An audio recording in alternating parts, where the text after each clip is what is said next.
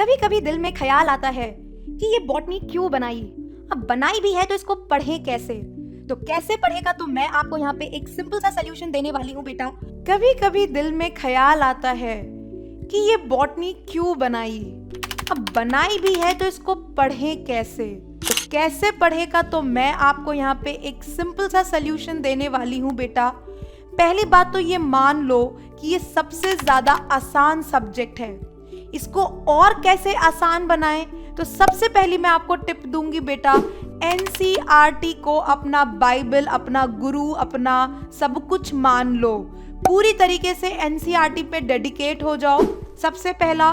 दूसरा, जब भी इस किताब को स्टडी करो, इसकी रीडिंग करो तो हमेशा मार्कर अपने हाथ में रखो, हाइलाइटर अपने हाथ में रखो, मेन पॉइंट्स को हाईलाइट करते जाओ। अगर जरूरत लगती भी है तो कोशिश करो कि स्टिकी नोट्स मार्केट में इजीली अवेलेबल हैं, उन स्टिकी नोट्स में अपने हाइलाइटिंग पॉइंट्स को लिख कर उसी पेज पर वहीं पे पेस्ट कर दो। फिर बारी आती है डायग्राम्स की। डायग्राम्स बेटा बहुत जरूरी हैं। अब ये पैटर्न देखा गया है कि डायग्राम से डायरेक्टली लेबलिंग बेस्ड क्वेश्चन से ज्यादा कॉन्सेप्चुअल क्वेश्चंस पूछे जाते हैं।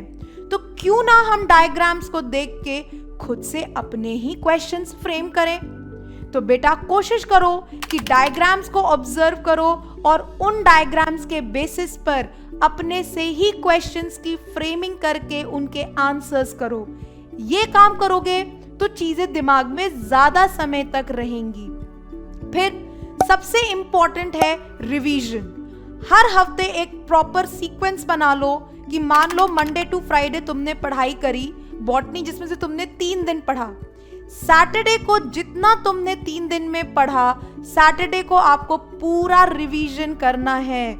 रिवीजन बहुत जरूरी है बेटा। ये एक कॉन्सेप्चुअल से ज्यादा ये एक प्रकार का सब्जेक्टिव आपका सब्जेक्ट है जहाँ पे आपको लर्निंग ज्यादा करनी पड़ती है। तो लर्निंग जहाँ करनी पड़ती है वहाँ पे रिवीजन बहुत जरूरी है।